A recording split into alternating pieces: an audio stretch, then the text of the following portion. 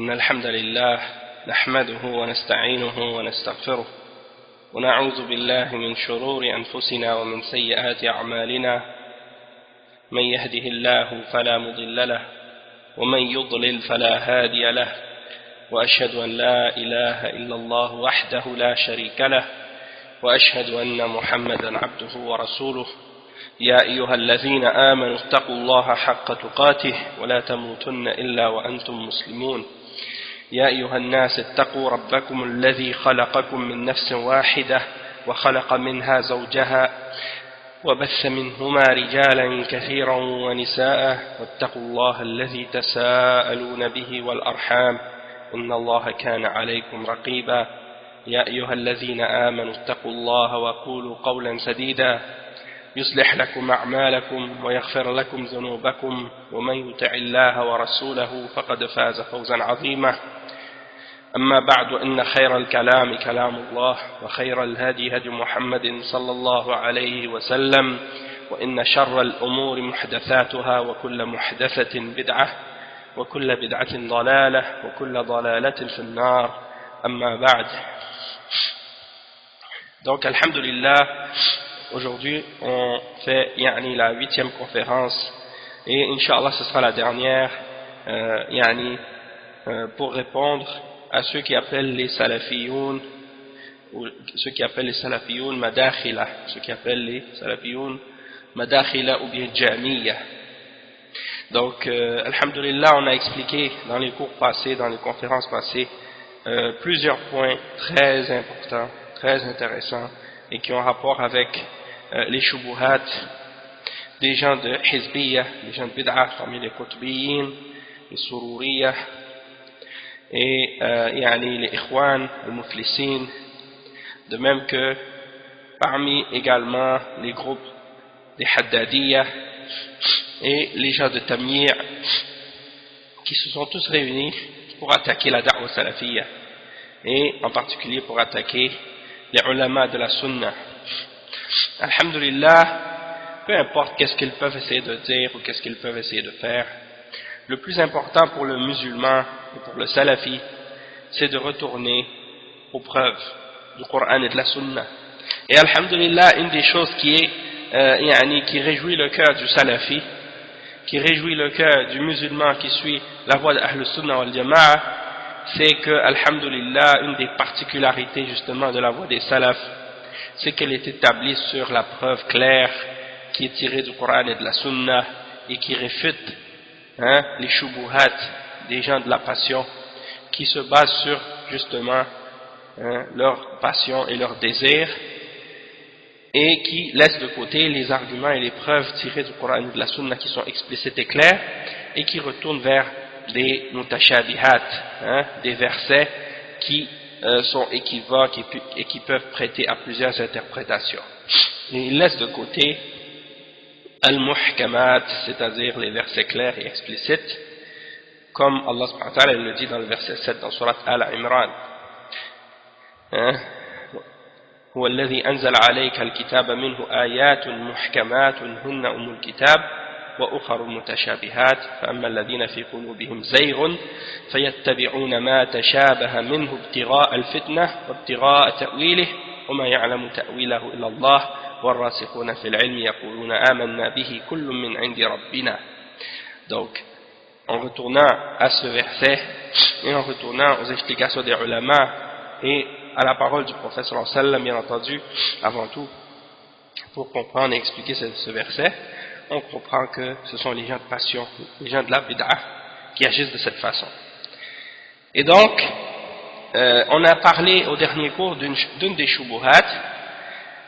Ils disent par exemple à propos des ulama salafiyyin et à propos des gens qui appellent à la voie des salafs qu'on est des khawarij avec les du'at et qu'on est des murji'ah avec les dirigeants, et on a répondu à cette shubha avec les paroles du Cheikh Rabi' lui-même, qui a détruit complètement cette shubha. Et pour mettre un petit peu plus de clarté encore sur cette shubha, eh bien on va mentionner quelques points. Premièrement, il faut savoir que notre façon, comme on a dit à la fin du dars, au dernier cours, notre façon d'agir avec les dirigeants, c'est selon les principes et les fondements de Ahl Sunnah wal Jama'a. Si vous retournez, dites à ces gens-là, parmi les gens qui appellent les salafis, des madakhila, dites-leur, entre nous et vous, il y a le Coran et la Sunna. Entre nous et vous, il y a les paroles des Sahaba et les paroles des tabi'in, et des tabi'in et de ceux qui les ont suivis. Et mettez-les au défi d'étudier et de relire les livres des imams de la Sunna, comme en commençant par exemple le livre As-Sunna, Usul As-Sunna de l'imam Ahmad, Usul As-Sunna du fils de l'imam Ahmad, ou bien le livre As-Sunna de l'imam Ibn Abi Asim Al-Asbahani, ou bien le livre par exemple As-Sunna de l'imam Al-Khallal. Mettez-les au défi de lire Sharh Usul As-Sunna de l'imam Al-Barbahari et de l'enseigner dans leurs cours. Tous ces gens-là qui se prétendent salafis ou qui se disent être sur la Sunna, dites-leur pourquoi vous n'enseignez pas ces livres, et pourquoi vous n'enseignez pas les paroles de ces imams dans ces livres de la Sunna qui clarifient la position de Ahl Sunnah vis-à-vis des gens de Bid'ah et vis-à-vis des Khawarij, et l'attitude à avoir envers les dirigeants. Pourquoi ils n'enseignent pas la aqidah des deux imams Ar-Raziyayn?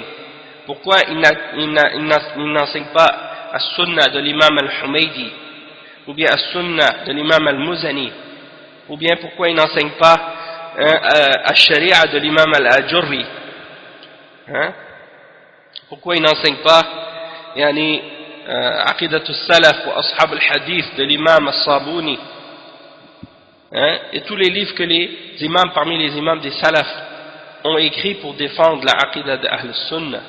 Tous ces livres-là contiennent des paroles claires et des réfutations claires de la méthodologie des Khawarij, des Takfiriyin et des Qutbiyin. De même que le livre Usul I'tiqad Ahl Sunnah wal Jama'a de l'imam Al-Lalaka'i, ou bien le livre Al-Ibana de l'imam Ibn Battah. Tous ces livres-là, pourquoi ils ne les enseignent pas? Justement parce que dans ces livres il y a les paroles des salafs, et c'est dans ces livres-là qu'on trouve les paroles des salafs. Vous allez voir des gens par exemple, parmi des individus, parmi les Ikhwan et autres, qui vont citer des paroles des salafs uniquement dans les sujets qui ont rapport avec Ar-Raqa'iq, les paroles qui ont rapport avec Az-Zuhd, qui ont rapport avec le fait de ne pas donner trop d'importance à la dunya, de délaisser la dunya, des paroles qui sont des bonnes paroles. Alhamdulillah, on ne critique pas ces paroles-là, on est d'accord avec ces paroles. Le problème c'est que ces paroles-là sont des bonnes paroles, mais il y a des paroles plus importantes et plus fondamentales. Il faut commencer par les paroles des salafs qui traitent de la aqidah et de la foi et de l'iman, qui ont rapport avec la aqidah, avec la foi qu'on doit avoir envers Allah subhanahu wa ta'ala, et la définition de la foi, et les réfutations des innovations et des gens de bid'ah et des sectes. Toutes ces paroles des salafs, eux, ils ne les prennent pas en considération. Ils prennent uniquement en considération les paroles qui vont réunir tout le monde, qui vont réunir tout le monde, les gens de la sunna et les gens de la bid'ah ensemble. Et c'est ça leur but et c'est ça leur objectif, Allah al-Musta'an. Donc pour nous montrer comment on doit agir avec les dirigeants selon le Coran et la sunna et selon la compréhension des salaf as-salih, on va mentionner certains points. Certains points, par exemple dans le Coran, Allah subhanahu wa ta'ala il dit ya ayyuhalladhina amanu ati'u Allah wa ati'u ar-rasul wa ulil amri minkum فإن تنازعتم في شيء فردوه إلى الله والرسول إن كنتم تؤمنون بالله واليوم الآخر ذلك خير وأحسن تأويلا. Allah subhanahu wa ta'ala il dit dans ce verset-là, oh vous qui avez cru, obéissez à Allah, obéissez aux messagers, et à ceux d'entre vous qui détiennent le commandement. Et donc dans ce verset, Allah subhanahu wa ta'ala nous ordonne d'obéir aux dirigeants, et bien entendu, comme les ulama de tafsir l'ont expliqué, comme Ibn Kathir et d'autres, que l'obéissance aux dirigeants, bien entendu, est limitée et restreinte à ce qui est en accord avec ce qui est permis dans l'islam, c'est-à-dire tant que le dirigeant n'ordonne pas ce qui est haram. Donc ça c'est des versets qui nous ordonnent d'obéir à ceux qui ont l'autorité, qui ont l'autorité sur nous, parmi les dirigeants. Maintenant pour mentionner à ce sujet-là d'autres preuves, on va lire quelques hadiths authentiques tirés de Al-Bukhari et Muslim.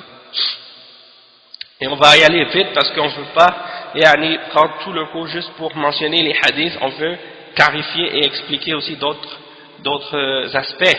Mais c'est pour dire que s'ils nous disent qu'on est des murji'a avec les dirigeants, est-ce qu'ils vont dire la même chose du prophète sallallahu alayhi wa sallam et des sahaba, puisque c'est le prophète sallallahu alayhi wa sallam qui nous a enseigné cette voie, et les sahaba eux aussi. Premier hadith, l'imam Muslim a rapporté selon Junada ibn Abi Umayya, qu'il a dit, nous sommes entrés chez Ubadat ibn Samit alors qu'il était malade, et on lui a dit qu'Allah te guérisse, cite-nous un hadith que tu as entendu du messager d'Allah sallallahu alayhi wa sallam. Il dit, le messager d'Allah nous a appelés, puis nous lui avons donné l'allégeance. Il a pris notre serment qui mentionnait qu'on devait écouter et obéir. Il a pris la bay'a qui mentionnait qu'on devait faire as-sam' wa ta'a, c'est-à-dire l'écoute et l'obéissance, dans ce que nous aimons comme dans ce qui nous déplaît, dans la difficulté comme dans l'aisance, et même si on se donne des privilèges dans la dunya à notre détriment, et de ne pas disputer le commandement à celui qui le détient. Puis il dit, excepté si vous voyez un kufr clair au sujet duquel vous possédez une preuve venant d'Allah. Donc dans ce hadith là il y a la preuve qu'il faut écouter et obéir aux dirigeants dans ce qui nous plaît comme dans ce qui nous déplaît, et dans l'aisance comme dans la difficulté, même si le dirigeant se donne des privilèges dans la dunya, même s'il n'est pas juste, même s'il n'est pas juste dans les affaires de la dunya, et ne pas disputer le commandement à celui qui le détient. Ça c'est des principes et des explications claires du prophète sallallahu alayhi wa sallam. Ensuite il dit, et si vous voyez, excepté si vous voyez un kufr clair au sujet duquel vous possédez une preuve venant d'Allah subhanahu wa ta'ala. Donc les ulama ils ont expliqué, comme Cheikh Ibn Baz, Cheikh Al-Fawzan et d'autres parmi les grands ulama, Cheikh Ibn Uthaymin, Cheikh Al-Albani et autres, ils ont expliqué que si vous voyez un kufr clair, c'est-à-dire que c'est un kufr qui est explicite, qui est ouvert, qui est fait devant tout le monde et qui ne peut pas être interprété autrement que le kufr.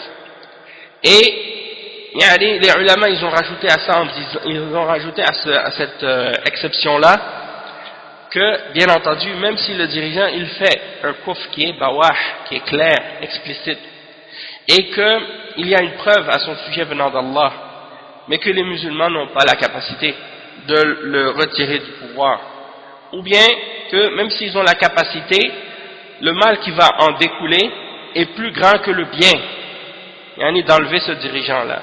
C'est-à-dire le mal de ce dirigeant-là, c'est un mal qu'il soit au pouvoir parce que c'est un kafir. Sauf que si on essaie de l'enlever du pouvoir, ça va créer un plus grand mal que celui qu'on veut enlever et éliminer. Et donc dans ce cas-là, les ulama disent qu'il est haram de sortir contre le dirigeant même s'il est kafir. Et il faut voir donc les répercussions et les conséquences, les masalih et les mafasid. Mais bien entendu les khawarij pour eux, il n'y a pas de masalih et de mafasid. Ils prennent uniquement selon leur passion. Et un autre point important aussi, c'est que dans ces questions-là, qui est-ce qui décide? C'est les ulama al-kibar, les grands ulama. Et c'est eux qui donnent la fatwa pour le djihad, ou bien pour le combat, ou bien pour des choses de ce genre, si c'est permis ou non, et quand est-ce que c'est permis ou non. Et s'ils décident que non, et qu'ils voient que les musulmans sont dans la difficulté, ou qu'ils n'ont pas la capacité, ou bien que ça va créer plus de désordre, et bien dans ce cas-là, ils doivent mettre ça de côté. Et dans les questions qui ont rapport à ce genre de choses, c'est les grands ulama seulement qui ont la parole. Pas les du'at, pas les prêcheurs, pas les tulab ilm, les petits. Non, c'est les grands ulama kibar qui ont les barbes grises et qui ont eu l'expérience et qui connaissent ces choses-là avec beaucoup de clairvoyance et de compréhension. Deuxième hadith, l'imam Muslim rapporte, selon Abdullah ibn Abbas, que le messager d'Allah sallallahu alayhi wa sallam a dit, celui qui voit de son dirigeant ce qui lui déplaît, qu'il soit patient. Car celui qui se sépare de la jama'a, ne serait-ce que d'une petite distance, puis meurt dans cet état, sa mort sera une mort semblable à celle de la période de l'ignorance pré-islamique, c'est-à-dire une mort semblable à celle de la jahiliya, hein? فَمَيْتَتُهُ مَيْتَةٌ جَاهِلِيَّةٌ, c'est-à-dire que il meurt dans l'état où les gens vivaient avant l'islam, lorsque personne n'avait un dirigeant à qui il obéissait et que toutes les tribus se combattaient les unes les autres et qu'il n'y en avait pas une qui était au pouvoir sur les autres, qu'il n'y avait pas un seul dirigeant qui les réunissait tous. Ça c'est l'état de la jahiliya. Et ça ne veut pas dire que quelqu'un, si il n'a pas il sort de la jama'a, ça ne veut pas dire qu'il devient kafir, sauf que ça veut dire qu'il devient quelqu'un qui est dans l'égarement. Le troisième hadith, et on voit ici dans ce hadith que le prophète sallallahu alayhi wa sallam dit, celui qui voit de son dirigeant ce qui lui déplaît, des choses qui lui déplaisent, que ce soit des péchés, que ce soit des bid'ah ou des choses qui sont haram, alors qu'il soit patient. Donc quand nous on dit par exemple qu'il faut être patient, il ne faut pas sortir contre les dirigeants, et que le fait qu'ils font des péchés ou des grands péchés, ça ne les fait pas sortir de l'islam, il faut les écouter et les obéir dans le bien, c'est le prophète sallallahu alayhi wa sallam qui nous a enseigné ça, c'est personne d'autre. Et c'est pas Cheikh Rabi' al-Madkhali qui a hafidhahullah, c'est pas lui qui a inventé ça, c'est pas un principe qu'il a inventé lui-même, ou que Cheikh bin Baz a inventé, ou que Cheikh Al-Albani a inventé, ou que Cheikh Salih al-Uthaymin a inventé, ou d'autres, Mohammed bin Salih al-Uthaymin a inventé, ou d'autres parmi les ulama. Non, ça c'est des choses qui ont été dites directement par le prophète Mohammed sallallahu alayhi wa sallam. Un autre exemple, le hadith de Muslim rapporte selon Salama que le messager d'Allah sallallahu alayhi wa sallam a dit: il y aura après moi des dirigeants dont vous allez approuver et condamner les œuvres. C'est-à-dire il y a des choses qu'ils vont faire, vous allez les approuver et d'autres que vous allez condamner, des péchés ou des bonnes œuvres, des choses comme ça. Celui qui approuve le bien est innocent. Si tu approuves ce qui est bien, alhamdulillah. Celui qui condamne le mal est sauf. Donc si tu vois un munkar, tu le renies, c'est-à-dire tu le condamnes dans ton cœur, ou bien si tu peux le condamner ou dénoncer ce mal, c'est-à-dire en personne directement chez le dirigeant, dans ce cas-là tu vas chez lui, si tu peux rentrer chez lui tu y vas et tu lui donnes la nasiha en privé, et pas en public. C'est la voie de Ahl Sunnah. Parce que les Khawarij, eux, ils pensent que le fait de faire une khutbah et de parler contre les dirigeants, de les insulter sur le mimbar et de parler contre eux dans les médias ou des choses de ce genre, ils pensent que ça c'est la voie des salafs. Alors que le prophète sallallahu alayhi wa sallam a interdit ça dans un hadith authentique qui est rapporté par Ibn Abi Asim dans la Sunnah et qui a été authentifié par Cheikh Al-Albani et qui mentionne que celui qui a une nasiha à donner à celui qui est au pouvoir, alors qu'il le prenne par la main et qu'il lui donne la nasiha en privé. Et s'il fait la nasiha en privé, mais par la suite, alhamdulillah, il a fait ce qui lui est obligatoire. Et si par la suite il est puni pour ça, il doit supporter et endurer les conséquences de ça, et faire preuve de patience. Il ne doit pas commencer à appeler à la rébellion ou à la révolte ou au coup d'état ou aux manifestations ou à des attentats terroristes ou des attentats suicides ou des kamikazes ou des trucs de ce genre comme le font les Khawarij à notre époque. Donc tu condamnes le mal en dénonçant le mal. Et les ulama, ils ont expliqué à ce sujet-là que si tu vois le dirigeant qui fait des péchés, tu peux ordonner le bien et interdire le mal en disant que ce qui se passe, par exemple, s'il y a un péché quelconque, tu dis ce péché-là, ça c'est haram. Et tu mentionnes les preuves, sans désigner spécifiquement la personne ou le dirigeant en question. Comme par exemple, Cheikh Ibn Baz, combien de fois il a fait des fatwas pour expliquer par exemple que le riba c'est haram et que les banques c'est haram et il dit même que celui qui travaille à la porte comme gardien de sécurité de la banque, lui aussi il est dans le haram parce qu'il entraide dans le haram. Donc les fatwas des ulama d'Ahl Sunnah à ce sujet-là sont clairs. malgré que des fois, malgré que tu vas voir par exemple en Arabie Saoudite des banques de riba, mais alhamdulillah les fatwas des ulama sont clairs et ils mentionnent tous que c'est haram, que c'est pas permis d'y travailler, que c'est pas permis de d'être là-dedans, même si tu es gardien de sécurité. Il n'y a pas d'excuse. Donc, alhamdulillah, les ulama d'Ahl Sunnah, ils vont pas déformer la réalité de l'islam, ou mentir sur Allah, ou sur le prophète sallallahu alayhi wa sallam, ou sur la religion, pour justifier des péchés, ou rendre halal ce qui est haram. Alhamdulillah, ils clarifient la vérité.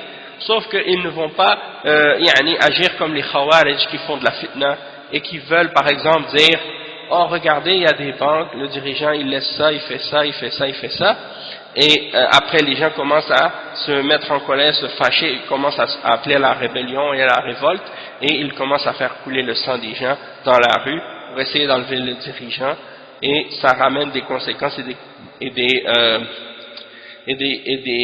choses qui sont plus mauvaises que celles qu'ils veulent changer, sans oublier que même dans des cas comme ça, c'est un péché, hein. D'avoir des banques de riba, c'est un péché parmi les kaba'ir, mais c'est pas un kufr. Et le prophète sallallahu alayhi wa sallam n'a pas permis de faire, de combattre un dirigeant ou de sortir contre un dirigeant pour un péché. La seule exception qui est permise, c'est s'il fait un kufr clair et apparent. Mais le riba, c'est pas un kufr clair et apparent, et un péché, c'est pas un kufr clair et apparent. Et le fait de faire un péché plusieurs fois, ou de le faire, pendant une longue durée de temps, ça ne veut pas dire que la personne l'a rendu halal, et ça ne veut pas dire que la personne est un kafir. Hein? Donc, ou même le fait que quelqu'un ordonne à un autre de faire un péché, ça ne veut pas dire qu'il est kafir. Tant qu'il ne l'a pas rendu halal. Hein? S'il le rend halal, il est kafir, même s'il le fait pas. Et sans même faire le péché. Du moment qu'il dit ça c'est halal, ça c'est kufr. Après qu'il ait eu la connaissance, bien entendu, s'il ne sait pas, il est ignorant, il est excusé. S'il fait partie de ceux qui méritent l'excuse dans ce genre de contexte-là par rapport à la situation, mais sinon, on n'a pas le droit de faire son takfir, pour un péché qu'il a fait, tant qu'il ne l'a pas rendu halal. Donc ça c'est un point par rapport à la condamnation des péchés qui sont faits par les dirigeants. Il dit, il y aura donc après moi des dirigeants dont vous allez approuver et condamner les œuvres. Celui qui approuve le bien est innocent, celui qui condamne le mal est sauf, mais malheur à celui qui est satisfait et suit dans le mal. C'est-à-dire qui est satisfait du mal que le dirigeant fait et qui le suit, c'est-à-dire qui le rend halal. Et ça c'est malheureusement le cas de beaucoup d'entre les musulmans qui obéissent dans le mal, de qu'est-ce que le dirigeant ordonne, ils obéissent dans le mal, et dans le bien ils obéissent pas. Allah al-Musta'an. Donc c'est ça ce qu'on a remarqué de la part de beaucoup de musulmans. Quand les dirigeants ordonnent quelque chose de mal ou interdisent quelque chose de bien, qui est obligatoire, ils l'obéissent. Et quand le dirigeant, si par exemple un dirigeant interdit quelque chose de bien ou quelque chose d'obligatoire, ils obéissent dans ces choses-là, alors que c'est pas permis d'obéir, et ils vont désobéir dans qu'est-ce qui est bien. Si le dirigeant ordonne quelque chose de bien, ils ne l'écoutent pas, ce dirigeant-là. Ou bien si, par exemple, il va permettre quelque chose de mal, ils vont lui obéir dans le mal. Subhanallah. C'est ça qui est incroyable.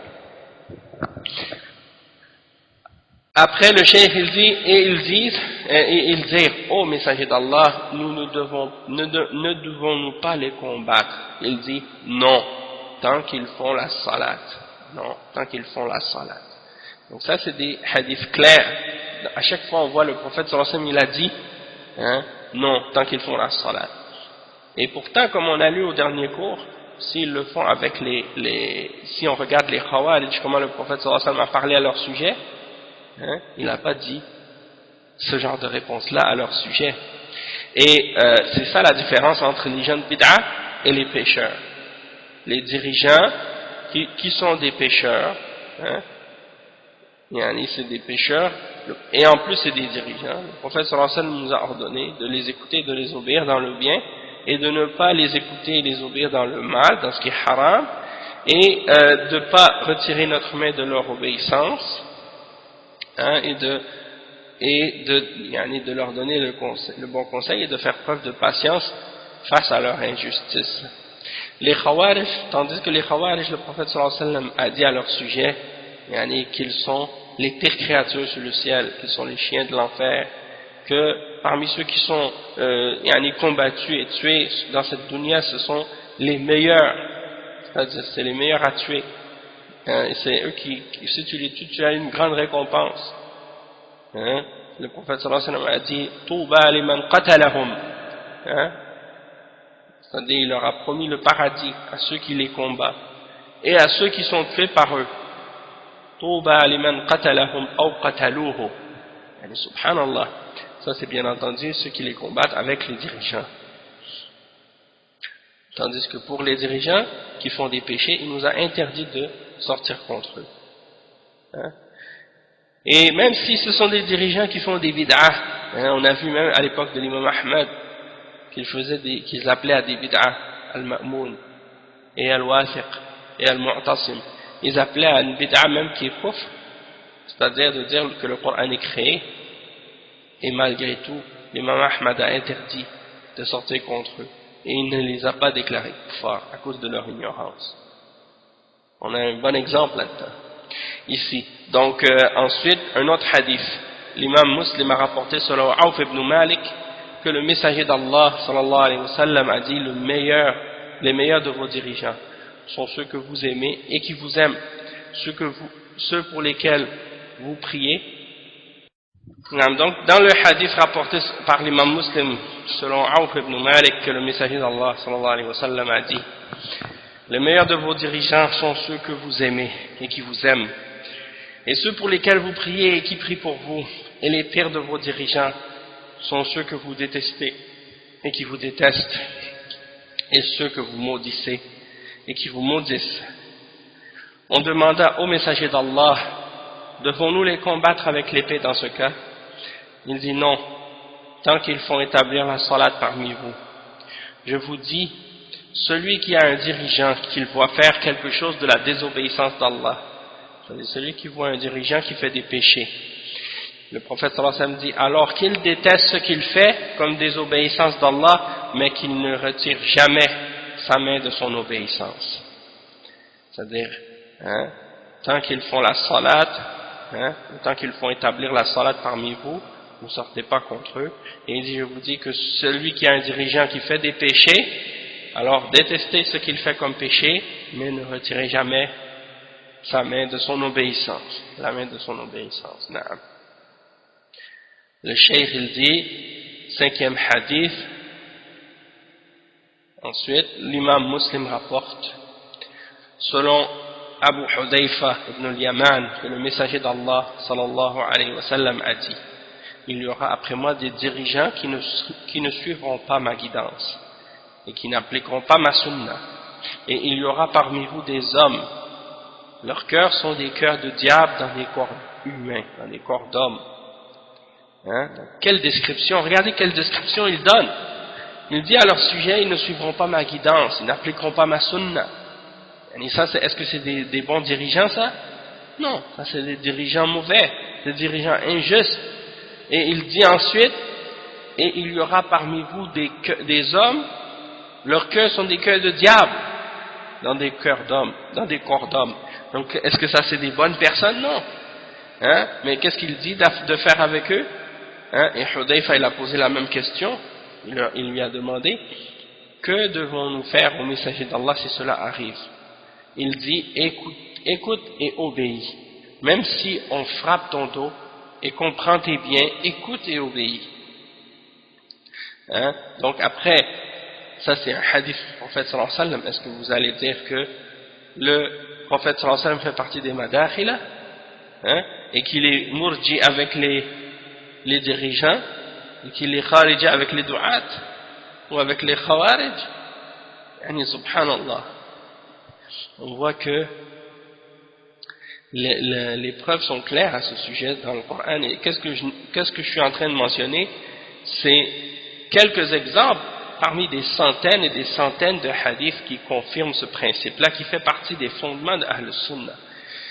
Donc on va mentionner d'autres hadiths encore. L'imam Muslim a rapporté selon Alqama ibn Abi Wa'il al-Hadrami, selon son père, qu'il a dit, Salama ibn Yazid al-Ju'fi a demandé au messager d'Allah, sallallahu alayhi wa sallam, au prophète d'Allah, si des dirigeants sont établis sur nous, et qu'ils demandent leurs droits alors qu'ils nous refusent notre droit, que devons-nous, que nous ordonnes-tu de faire? Alors il se détourna de lui. Puis il demanda encore, et il se détourna de lui. Puis il demanda encore une deuxième ou troisième fois. Puis Al-Ash'af ibn Qais le tira vers lui. Il dit, écoutez et obéissez, car ils porteront la charge de ce qu'ils font, et vous porterez la charge de ce que vous faites. Est-ce qu'il a dit, le prophète sallallahu alayhi wa sallam, ici, révoltez-vous contre eux et sortez contre eux? Jamais. Mais ça c'est la parole du prophète sallallahu alayhi wa sallam, donc pour eux ça compte pas. Ils la prennent pas en considération. Il y en a même parmi les gens de bid'a qui sont allés jusqu'à dire que ils ont dit, ça l'imam Muslim il a inventé ces hadiths pour faire plaisir aux dirigeants. Ou l'imam al-Bukhari il a inventé ces hadiths pour faire plaisir aux dirigeants. Ça c'est les paroles des hérétiques parmi les gens de bid'a, qui rejettent la religion quand c'est pas en accord avec leur passion. Ces gens-là, est-ce qu'ils ont besoin d'une révélation pour avoir une religion? Ils sont sur la même voie que les communistes, que les socialistes, les socialistes, les anarchistes, les démocrates, les laïcs, les gens qui appellent à la révolte et à la rébellion au nom de la démocratie, des droits de l'homme, au nom de la liberté, de l'égalité, de la fraternité, comme les francs-maçons, les gens de cette catégorie. Ils ne suivent pas le Coran et la Sunna, ces gens-là. Parce que le prophète sallallahu alayhi wa sallam a dit, vous donnez le droit qu'il vous est commandé de donner. C'est-à-dire, tu leur donnes à eux qu'est-ce qui leur revient. Et vous demandez votre droit à Allah. 8e hadith. L'imam Muslim rapporte que selon Abu Zar, il a dit, mon grand ami, le prophète sallallahu alayhi wa sallam, m'a recommandé d'écouter et d'obéir, même si le dirigeant est un esclave africain qui a les mains et les pieds amputés. Subhanallah. Al-Bukhari et Muslim rapportent selon Abu Huraira que le prophète sallallahu alayhi wa sallam a dit, celui qui m'obéit a obéi à Allah, et celui qui me désobéit a désobéi à Allah. Celui qui obéit à son dirigeant m'a obéi, et celui qui désobéit à son dirigeant m'a désobéi. Ça c'est clair ici, que tu dois obéir aux dirigeants. Tout comme la femme doit obéir à son mari, tout comme le père doit obéir, tout comme le fils doit obéir à son père, ou la fille doit obéir à ses parents, et la population doit obéir à son dirigeant. Tant que ce qu'ils ordonnent n'est pas en désobéissance avec l'islam. Et 10e hadith, l'imam al-Bukhari et Muslim rapporte selon Ibn Omar que le prophète sallallahu alayhi wa sallam a dit, le musulman doit écouter et obéir dans ce qu'il aime et dans ce qu'il n'aime pas, sauf si on lui commande de faire un péché, car si on lui commande de faire un péché, il n'y a ni écoute ni obéissance. Et 11e hadith, l'imam Muslim rapporte selon Abu Sa'id al-Khudri que le messager d'Allah sallallahu alayhi wa sallam a dit, si on donne l'allégeance à deux khalifas, tu es le dernier des deux. C'est-à-dire qu'il ne peut pas y avoir deux dirigeants. Ici, il y en a un qui est au pouvoir et qu'il y a un autre qui veut se mettre à sa place, eh bien, il faut tuer le deuxième. On n'a pas le droit de disputer à celui qui est au pouvoir son autorité. Et ça vient réfuter en même temps ceux qui appellent à la démocratie. Parce que ça veut dire que si on applique la démocratie dans ce cas-là, celui qui est au pouvoir, on amène un autre candidat pour compétitionner avec lui. Et pour pour compétitionner avec lui et pour prendre sa place.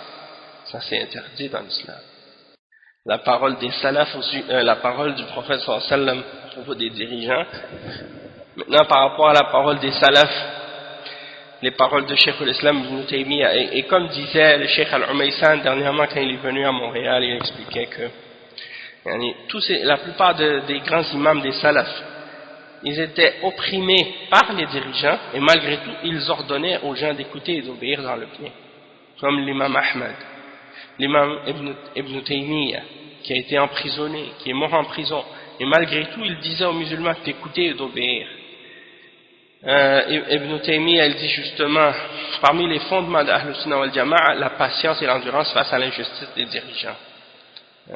Ça c'est quelque chose qui est clair, c'est dans Majmu' Fatawa, le volume 28, page 179. Celui qui veut retourner pour avoir les détails, peut retourner à cette parole-là. Il dit ensuite, celui qui médite sur ce qui s'est produit dans l'islam durant les grandes et les petites tribulations, les fitan, pourra constater que cela vient de la perte de vue de ce fondement et l'absence de patience et d'endurance face au mal du fait qu'on cherche à l'éliminer. Il en résulte alors un mal plus grand encore que celui-ci. Le prophète sallallahu alayhi wa sallam voyait des grands péchés se produire à Mecca et il était incapable de les changer, même que lorsque le prophète sallallahu alayhi wa sallam a conquis Mecca et qu'elle devint terre d'islam, il était déterminé à reconstruire la Kaaba selon les fondements d'Ibrahim alayhi salam. Rien ne l'a empêché de le faire malgré qu'il en était capable, excepté la crainte qu'une chose plus grave, c'est-à-dire que de laisser la Kaaba comme elle était, c'est-à-dire qu'il craignait que Quraysh ne puisse pas le supporter du fait qu'ils étaient nouveaux dans l'islam et qu'ils n'avaient laissé la mécréance que depuis peu de temps. C'est pour cette raison qu'il n'a pas permis qu'on réprime les mauvaises actions des dirigeants par la force à cause des conséquences qui amènent un mal plus grand que celui qu'on cherche à enlever. Puis il dit ensuite l'interdiction du prophète sallallahu alayhi wa sallam de combattre les dirigeants et de se rebeller contre eux malgré qu'ils soient injustes et tyranniques, tant qu'ils continuent à établir la salat pour fermer la porte aux grands conflits armés et aux nombreuses conséquences négatives qui résultent de les combattre, comme la réalité le démontre. Il s'est produit il s'est produit à cause du combat et de la rébellion contre eux des maux plusieurs fois multipliés par rapport au mal qu'ils subissent au départ. Et les dirigeants subissent les restants de ces maux jusqu'à nos jours. Et c'est-à-dire jusqu'à aujourd'hui, ça continue ces fitan à cause de ça. Et il, sallallahu alayhi wa sallam, a dit que si la bay'a, serment d'allégeance, était donné à 2 dirigeants, nous devions tuer le deuxième d'entre eux pour fermer la porte à la fitna. Tout ça, c'est des paroles de Cheikh al-Islam Ibn Taymiyyah, voir Majmu' Fatawa, le volume 3, page 391-392. Et on trouve les détails à cet endroit-là par rapport à cette question. Également, on trouve les paroles de l'imam Ibn Qayyim. Il dit, celui qui médite sur ce qui s'est produit dans l'islam durant les grandes... Donc ça, c'était les paroles de Ibn Taymiyyah. La parole de... non, ça c'était la parole de Ibn Qayyim. Oui, c'est ça. Ce que je viens de lire, c'était les paroles de Ibn Qayyim. Ouais, Ibn Taymiyyah, il dit, le prophète sallallahu alayhi wa sallam a interdit de les combattre tout en mentionnant qu'ils font des choses mauvaises, ce qui prouve qu'il n'est pas permis de les réprimer par l'épée, contrairement à ceux qui combattent les dirigeants parmi les Khawarij, les Shia, Zaydiyya, les Mu'tazila et un groupe parmi les Fuqaha ainsi que d'autres groupes également, parmi les gens qui ont contredit la Sunna à ce sujet-là. Oui, c'est ça. Donc, ce que je lisais, c'était les paroles, au début, c'était les paroles d'Ibn Qayyim dans I'lam al-Muwaqqi'in, volume 3, pages 6 et 7, et volume 3, page 207. Et la dernière, c'était de Ibn Taymiyyah. On va lire encore quelques autres paroles. La parole de l'imam At-Tahawi. Nous ne sommes pas d'accord, il dit dans At-Tahawiyya, nous ne sommes pas d'accord avec la rébellion contre nos dirigeants, même s'ils font de l'injustice, et nous ne faisons pas d'invocation contre eux. Et nous ne retirons pas notre main de l'obéissance que nous leur devons. Et nous croyons que de leur obéir fait partie d'obéir à Allah et que cela est obligatoire, tant qu'ils ne nous ordonnent pas de faire ce qui est une désobéissance. Et nous faisons des invocations pour eux, pour qu'ils se réforment et pour qu'ils soient pardonnés. L'imam Ibn Abil Aziz, il explique At-Tahawiyya dans son Sharh, et il dit en ce qui concerne l'ordre d'obéir aux dirigeants, même lorsqu'ils font l'injustice, c'est parce que les conséquences négatives qui sont liées au fait de prendre les armes contre eux sont plusieurs fois plus graves que l'injustice de ces dirigeants. En fait, dans l'endurance face à leur injustice, il y a une expiation pour nos péchés, une multiplication de notre récompense. Allah a uniquement mis au pouvoir ces injustes sur nous à cause de nos mauvaises actions, et la rétribution du bien est le bien et celle du mal est le mal. Nous devons donc faire des efforts dans la demande du pardon et dans la repentance et dans la réformation de nos actes. Allah le Très-Haut a dit, tout malheur qui vous atteint est dû à ce que vos mains ont acquis, et il pardonne beaucoup. Shura, verset 30. Et il dit, tout ce qui t'atteint vient d'Allah, et tout bien qui t'atteint vient d'Allah, et tout mal qui t'atteint vient de toi-même. Surah An-Nisa, le verset 79. Et il dit également, et nous accordons à certains injustes l'autorité sur d'autres injustes à cause de ce qu'ils ont acquis. Surah Al-An'am, le verset 129. L'imam Al-Barbahari, il dit, il n'est pas permis de combattre le dirigeant et de se rebeller contre lui, même s'il est injuste, car le messager d'Allah sallallahu alayhi wa sallam a dit à Abu Dharr al-Ghifari, sois patient, même si celui qui te commande est un esclave éthiopien. Et il dit aux Ansar, soyez patients jusqu'à ce que vous me rencontriez près du bassin, Al-Hawd. Et il n'y a rien dans la sunna qui justifie de combattre le dirigeant, car il y a dans cela de la corruption dans la dunya et dans la religion. L'imam As-Sabuni, Abu Ismaïl, il dit, rahimahullah, les gens de Ahl Sunnah croient qu'on doit prier le Jumu'ah et les deux Eid, ainsi que les autres prières derrière le dirigeant, qu'il soit pieux ou pervers. Ils croient également qu'on doit faire des doigts pour eux, pour qu'Allah leur donne le succès et pour qu'ils se réforment. Et ils ne sont pas pour les rébellions contre eux, même s'ils les voient quitter la justice vers l'injustice et la tyrannie. Une autre parole, donc ça c'est dans le livre Aqidat al-Salaf wa Ashab al-Hadith. L'imam Abu Bakr al-Ismaili, il dit également, et Ahl Sunnah, ou bien Ahl al-Hadith, croient qu'on doit faire les prières obligatoires et les prières de Jumu'ah ainsi que les autres prières derrière tout dirigeant musulman, qu'il soit pieux ou pervers. Car Allah a rendu le Jumu'ah absolument obligatoire et il nous a ordonné d'y assister, tout en sachant que parmi ceux qui établissent cette prière, parmi les dirigeants, il y a le pervers et le pécheur. Malgré cela, il n'a pas spécifié une époque ou une autre et il n'a pas ordonné de faire l'appel pour le Jumu'ah sans l'ordre du dirigeant. Il croit qu'on doit, c'est-à-dire les gens du hadith, les gens de la sunna, les salafiyoun, ils croient qu'on doit faire le djihad contre les kuffars avec eux, même s'ils sont des tyrans. Et ils croient qu'on doit faire des doigts pour eux, pour qu'ils se réforment et pour qu'ils reviennent vers la justice. Et ils ne sont pas d'accord avec la rébellion contre les dirigeants avec l'épée, ni avec le combat dans les temps de fitna. L'imam Ahmad, l'imam d'Ahl Sunnah, il dit l'écoute et l'obéissance des dirigeants et du commandant des croyants est obligatoire, qu'il soit pieux ou pervers, que ce soit celui à qui le khilaf a été confié et autour de qui les gens se sont réunis et qui a été agréé d'eux, ou celui qui a pris le dessus sur eux jusqu'à ce qu'il devienne khalifa et qu'il soit appelé amir des croyants, c'est-à-dire le commandant des croyants.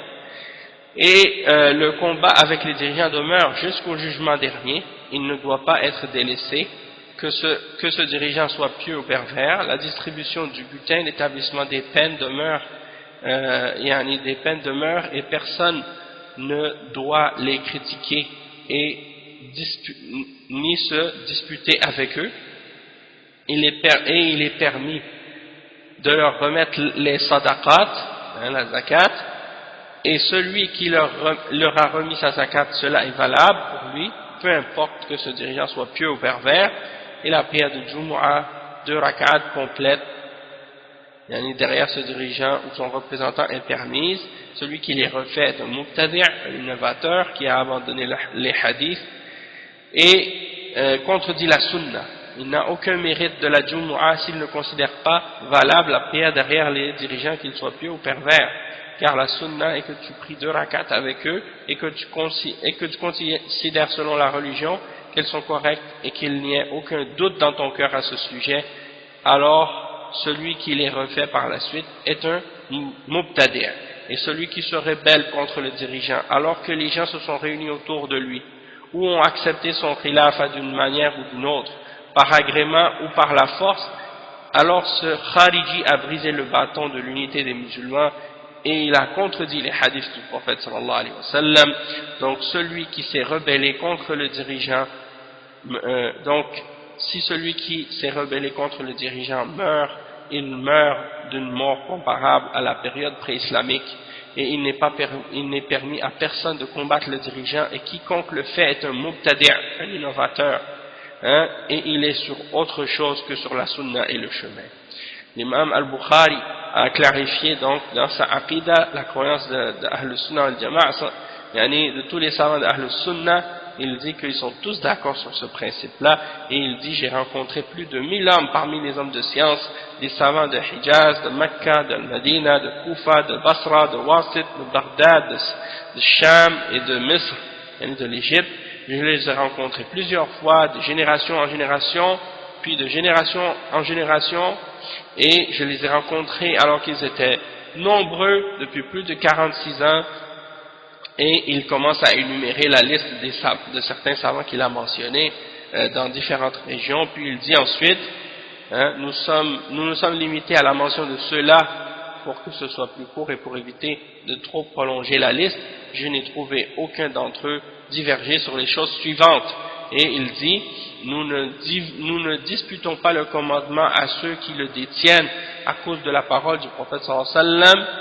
Hein, 3 choses n'héritent pas le cœur du musulman: la pureté de l'intention dans l'action qu'on fait pour Allah et l'obéissance du dirigeant, et de rester avec la jama'a des musulmans, car l'invocation enveloppe ceux qui sont derrière eux.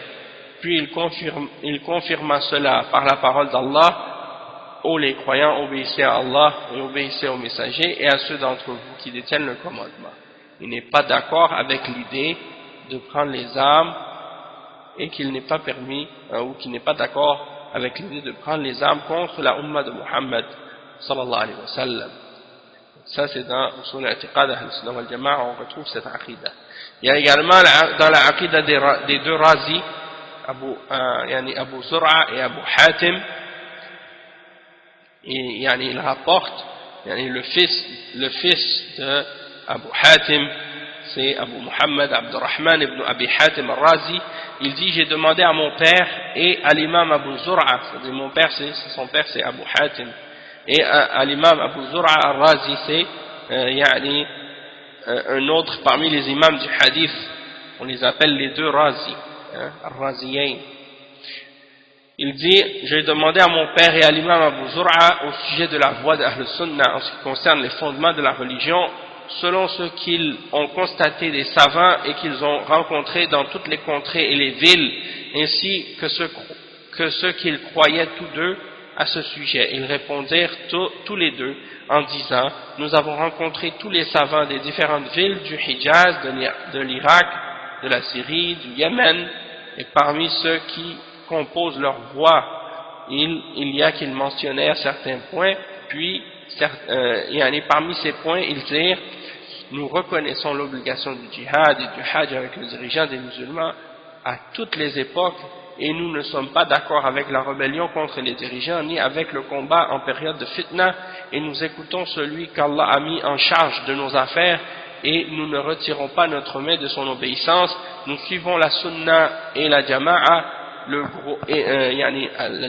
et nous nous écartons des idées singulières et des divergences et de la division et du sectarisme nous croyons que le djihad reste continuel avec celui qui détient le commandement parmi les dirigeants des musulmans depuis qu'Allah a suscité son prophète sallallahu alayhi wa sallam jusqu'à l'heure du jugement et que rien ne peut l'annuler. Subhanallah, ça c'est clair. L'imam Sahl ibn Abdullah at-Tusturi, il dit, lorsqu'on lui a posé la question, quand quelqu'un sait-il qu'il est sur as-sunnah wal jama'a, il répondit, lorsqu'il sait en lui-même qu'il a les 10 caractéristiques suivantes. Il n'abandonne pas la jama'a, c'est-à-dire le dirigeant avec le gouvernement, et il reste sur la sunna et la vérité. Après il dit, il n'insulte pas les compagnons du prophète sallallahu alayhi wa sallam. Il ne se rebelle pas contre cette umma avec l'épée, c'est-à-dire il ne sort pas contre les dirigeants.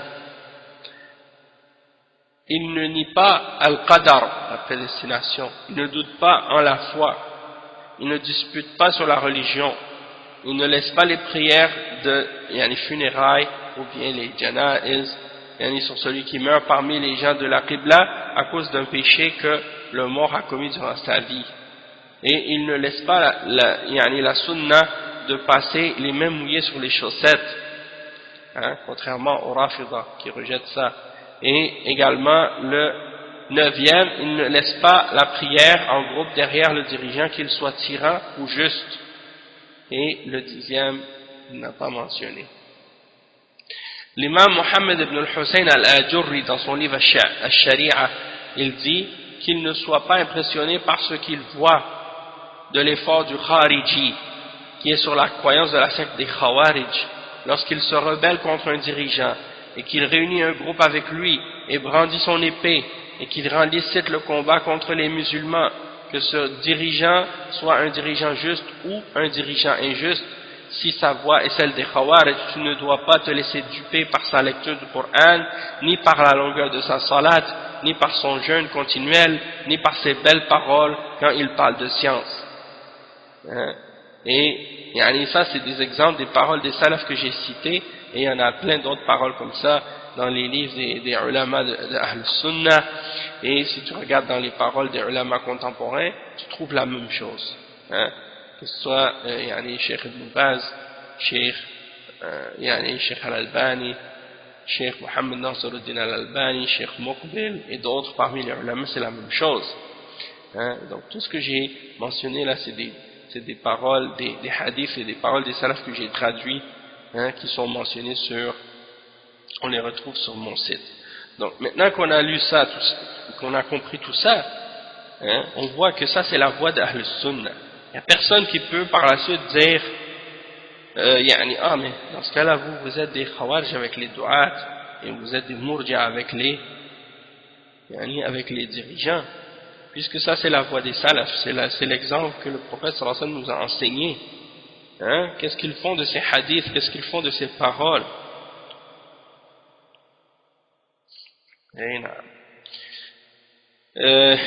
Ensuite, il y a des paroles au sujet d'une autre. Je voulais juste lire je vais lire deux autres paroles maintenant. Premièrement, il y a une réponse à une shubha qu'ils disent, c'est que ils disent que les ulama sont des agents qui travaillent pour le gouvernement. Ça c'est dans le livre Al-Madarij fi Kashf Shubuhat al-Khawarij, écrit par le Cheikh Abu Omar Ahmed ibn Omar Bazmoul.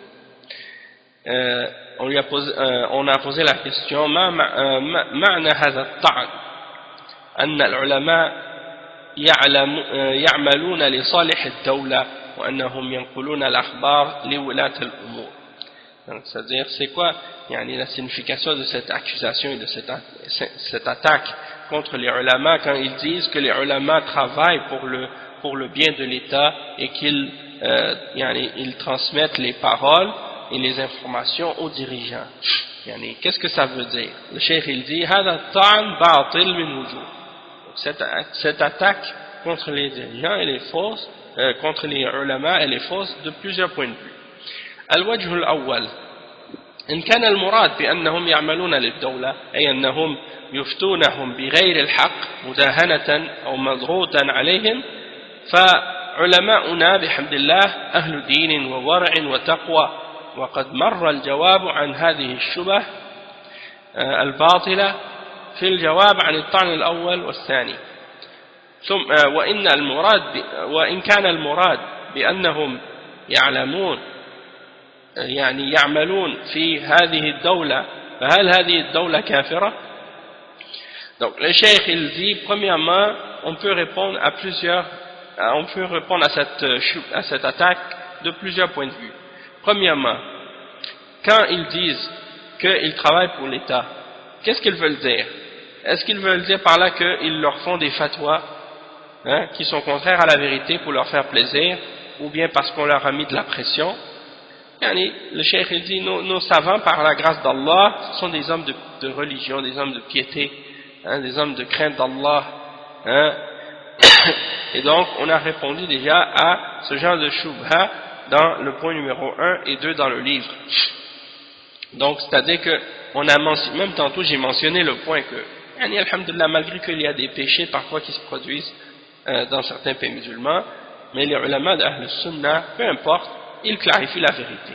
Et ils disent, ce qui est halal c'est halal, ce qui est haram c'est haram, et quand quelque chose est haram, ils l'expliquent et ils le clarifient avec les preuves, même si c'est quelque chose qui est contraire à ce qui se passe dans le pays, c'est pas grave. Sauf qu'ils ne font pas de la fitna en attaquant les dirigeants directement et en appelant les gens à se révolter, comme le font les Khawarij. Donc si eux ils prétendent que nos savants, les ulama d'Ahl Sunnah, font des fausses fatwas pour plaire aux dirigeants, qu'ils ramènent des exemples, qu'ils ramènent des preuves, parce que nous on voit la vérité. S'ils devaient faire plaisir aux dirigeants, ils devraient rendre le riba halal, comme le font certains de leurs prêcheurs et de leurs shuyukh qu'ils suivent parmi les gens des ikhwan et les gens de bid'ah. Ils devaient rendre halal les choses que eux ils aiment pas. Donc on voit que c'est pas le cas. On voit que qu'est-ce qui est haram, c'est haram, et ils le disent clairement, et ils le prouvent avec les preuves du Coran et de la Sunna, contrairement à ceux que les ikhwan suivent par exemple, qui sont des gens qui rendent halal les choses pour faire plaisir aux gens. Ils vont même dire maintenant que les femmes musulmanes par exemple, les filles musulmanes à l'école, elles peuvent faire des cours de natation, aller à la piscine, enlever le hijab, c'est pas grave. Il y a des fatwas pour faire plaisir aux gens. Là, ils rendent licite la musique, toutes les choses que les gens veulent faire, ils font ces choses-là halal pour faire plaisir aux gens, pour que les gens les aiment et pour être populaires. Et ceux qui interdisent ces choses-là, ils disent ça c'est des extrémistes, c'est des gens qui sont trop durs, pour éloigner les gens de la vérité et poursuivre les passions. Après le cheikh il dit, et s'ils veulent dire par le fait qu'ils travaillent pour l'État c'est-à-dire ils sont des gens qui travaillent pour l'État, est-ce que l'État c'est un pays mécréant? C'est-à-dire est-ce que c'est un pays mécréant pour qu'on blâme le fait de travailler pour cet État-là, dans les pays musulmans comme l'Arabie Saoudite par exemple? Donc le cheikh il dit ثم ما الفرق بينهم وبين كل من يعمل في هذه الدولة؟ هذه مغالطة تدل على خبث الطوية وسوء النية نسأل الله العافية من الهوى والضلال. Le cheikh il dit, puis c'est quoi la différence entre eux, c'est-à-dire entre eux les ulama et tous les autres qui travaillent aussi pour l'État? C'est quoi le problème entre eux et ceux qui travaillent pour l'État? Et donc on voit que c'est une shubha, que ces gens-là qui lancent en réalité, et derrière ça il y a une mauvaise intention, et ils veulent du mal, puisque de travailler pour un État musulman, il n'y a rien de mal là-dedans. Et Cheikh Mohammed Aman al-Jami il répond aussi à cette shubha. قال الشيخ محمد أمان الجامي رحمه الله محاولة التلبيس على الشباب ليعلنوا لهم أنهم هم العلماء وهم الدعاة وأن غيرهم مع السلطة. افرض أننا جميعا مع السلطة، هل السلطة كافرة؟ نحن مع السلطة والسلطة معنا، وأنتم مع السلطة والسلطة معكم، أين تعيشون أنتم؟ ألستم تعيشون تحت هذه السلطة، موظفون في هذه السلطة؟ لماذا هذا الكذب؟ من منكم بعيد عن السلطة تتعاملون معهم يا سبحان الله. هل هي سلطة كافرة؟ أما تحمد الله أنك تعيش تحت سلطة إسلامية يرجع حكامها وقضاتها عند إصدار الحكم إلى قال الله قال رسول الله. لا يجوز هذا التلبيس. راقب الله رب العالمين. ما هذا؟ Donc Cheikh Mohammed Aman, il disait que ça c'est une tentative de tromperie des jeunes. Il cherche à tromper les jeunes pour leur faire voir que, ou leur faire penser que ce sont eux les ulama, que ce sont eux les du'at, et que eux ils sont pas avec les dirigeants, ils sont pas avec l'État. Donc le cheikh il dit ça c'est pour les tromper, parce que la vérité c'est que même ceux qui à l'époque, ceux qui critiquaient les ulama d'être avec l'État, eux-mêmes travaillaient pour l'État. Subhanallah, ils étaient des profs qui recevaient un salaire du ministère de l'éducation. Eux-mêmes travaillaient et recevaient leur salaire du gouvernement. Donc pourquoi faire des jeux comme ça? Pourquoi tromper les gens comme ça? Donc le cheikh dit, ok, supposons que nous sommes avec l'État. Est-ce que l'État c'est un pays de kufr? Le cheikh dit, nous on est avec l'État et l'État est avec nous, et vous aussi vous êtes avec l'État et l'État est avec vous. Où est-ce que vous vivez? N'est-ce pas que vous vivez vous aussi sous le pouvoir de cet État, et que vous êtes des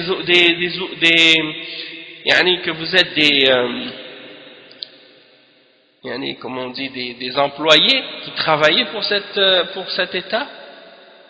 Subhanallah, pourquoi ce mensonge? Vous n'êtes pas loin vous aussi de l'État, et vous travaillez, vous avez des interactions avec l'État. Est-ce que l'État c'est un État kafira? Est-ce que c'est un pouvoir mécréant? Pourquoi vous ne remerciez pas Allah et vous ne faites pas la gloire d'Allah subhanahu wa ta'ala, vous glorifiez pas Allah de vivre sous un État islamique dans lequel les dirigeants et les juges, pour juger, lorsqu'ils font un verdict, ils disent Allah a dit et le messager sallallahu alayhi wa sallam a dit. Ils se basent sur la charia. Donc le cheikh dit ce genre de tromperie là et de mélanger la vérité et le faux, ça c'est pas permis. Donc craignez Allah, le Seigneur des mondes. Qu'est-ce que c'est que ça? Donc le cheikh il a dit, il a clarifié ça dans une de ses interventions. Il dit également وقال الشيخ أيضا رحمه الله ما يقوله بعض العلماء في بعض طلاب العلم أن كل من يذكر الحكام بخير أو يدعو لهم أو يقول إنها دولة إسلامية إنه من العملاء ومن كذا وكذا. هذا كلام لا ينبغي أن يلتفت إليه، كلام ساقط لا يقوله إلا الساقطون. نحن لا نخفي الولاء، نعلن بالولاء، فيجب أن نعلن بحمد الله أن كنا في ولاء حكام المسلمين، لا نبالي من هذه الأقوال الرخيصة ولا نلتفت إليها. وهذا يجب على طلاب العلم وأهل الفضل أن لا يلتفتوا إلى مثل هذه الكلمات الساقطة، وأن يكونوا صرحاء في الدعوة للحكام ومحاولة التقريب بين الراعي والرعية، وليتحابوا ويتعاونوا، هذا الذي ندين الله به. انتهى كلامه. Donc le cheikh il dit que c'est certain, هذا ما يقوله بعض السفهاء في بعض طلاب العلم. C'est ce qu'ils disent certains faibles d'esprit à propos de certains étudiants en sciences. Ils disent toute personne qui mentionne du bien à propos des dirigeants ou qui fait des invocations pour les dirigeants, il est avec l'État, c'est un agent pour l'État. Ou celui qui dit c'est un pays islamique, celui qui dit que c'est un pays musulman, il dit lui il travaille pour l'État, c'est un agent. Et je me rappelle même une fois, subhanallah, j'ai mentionné ça plusieurs fois, mais ça m'a fait rire tellement c'était drôle.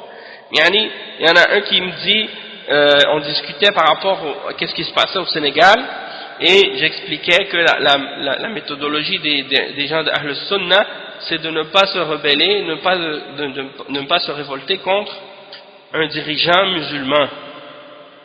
Hein? Et je parlais donc, parce que eux ils critiquaient par exemple le dirigeant du Sénégal. Alors moi je leur ai dit, ça c'est pas permis, hein? Et dans l'islam on ne doit pas parler contre le dirigeant et ainsi de suite. Et l'autre, avec qui je parlais, il me dit, ah toi là t'es payé par le gouvernement sénégalais pour dire ce genre de choses. Subhanallah, est-ce que vous pensez que les gens, parce qu'ils suivent le Coran et la Sunna, automatiquement vous dites ces gens-là sont payés par un tel ou tel pays pour dire telle ou telle chose à leur sujet, alors que nous on se base sur qu'est-ce que Allah a dit et qu'est-ce que le prophète sallallahu alayhi wa sallam a dit et qu'est-ce que les salafs ont dit. Donc automatiquement ils essaient de nous accuser des choses qui n'ont aucun rapport.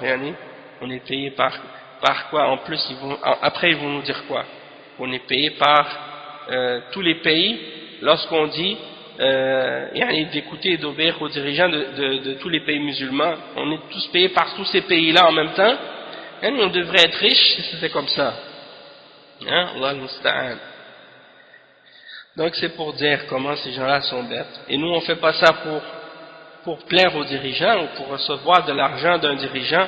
On fait ça pour défendre le Coran et la Sunna, pas pour avoir quoi que ce soit de quiconque. C'est une obligation religieuse devant Allah subhanahu wa ta'ala de défendre la vérité. Donc le cheikh, c'est ce qu'il dit ici. Il dit, ça c'est une parole, il ne faut même pas y donner de l'importance. C'est une parole qui est complètement, qui n'a aucune valeur. Et c'est seulement des gens qui n'ont pas de valeur qui disent ce genre de paroles-là. Nous, on ne cache pas notre allégeance et notre amour pour le dirigeant ou pour le pouvoir. Et on ne cache pas qu'on est avec le gouvernement. Au contraire, par la grâce d'Allah, on le dit tout haut, sans se cacher, qu'on a cette allégeance-là avec les dirigeants des musulmans, et on s'en fout c'est-à-dire, comme dans le sens que ça nous est égal, ce que ces gens-là vont penser ou vont dire avec ces paroles qui n'ont aucune valeur. Et on ne va même pas se retourner à ces paroles-là pour leur donner de l'importance. Donc, c'est ainsi, le Cheikh dit, وَهَكَذَا يَجِبُ عَلَى طُلَّابِ الْعِلْمِ وَأَهْلِ الْفَضْلِ أَنْ لَا يَلْتَفِتُوا إِلَى مِثْلِ هذه الكلمات الساقطة وأن يكونوا صرحاء للدعوة للحكام. Donc, il dit, c'est ainsi que les étudiants en sciences et les gens de bien, de mérite, ils ne doivent pas donner d'importance à ce genre de paroles qui n'ont aucune valeur. Et il faut qu'ils soient clairs dans leur invocation pour les dirigeants et dans leur tentative de rapprochement entre la population et les autorités et le dirigeant. Et pour qu'ils s'aiment entre eux, que la population et le peuple aiment leurs dirigeants et que le dirigeant aime le peuple, et pour qu'ils s'entraident entre eux. Et ça c'est qu'est-ce qu'on considère comme faisant partie de notre religion devant Allah subhanahu wa ta'ala. Donc ça aussi ça fait partie des exemples des paroles de Cheikh Muhammad Aman al-Jami. Le deuxième point de vue, le Cheikh il dit inna qawlahum fulan mabahith هذا يدل على أن عندهم أمرا لا يريدون أن يطلع عليه أحد وإلا فالحق واضح والشرع والحكم بما أنزل الله قائم بحمد الله تعالى ومن عنده أمر مريد خاف من كل قريب. Donc le cheikh il explique comme point numéro 2, et ça c'est un point qui est véridique.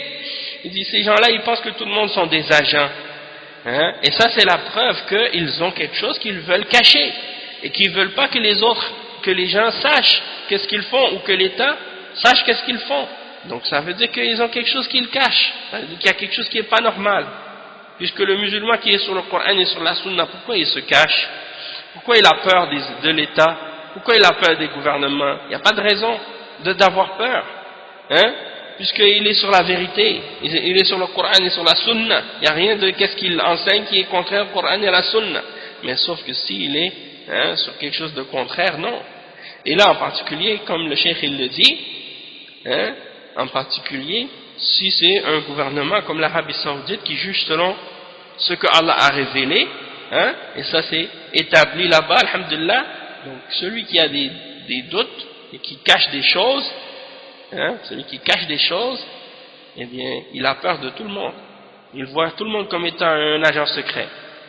Il pense que tout le monde est un espion, hein, parce que il est en train de cacher sa réalité, sa vérité. Allah al-Musta'an. Donc c'est comme ça qu'ils font maintenant. Et depuis que tu appelles au Coran et à la Sunna et que tu défends la voie de Ahl Sunna et la position des Salaf al-Salih à propos des dirigeants, automatiquement ils te disent ah t'es un agent du gouvernement. Hein, et ils vont même sortir des paroles des kuffars qui disent ah mais les madkhalistes, hein, les salafis madkhalistes, ils sont apolitiques. Ils sont apolitiques et ils n'ont pas de tendance politique, donc ces gens-là, il faut les encourager et ci et ça. Parce que eux, ils sont contre la violence et contre le ci et ça.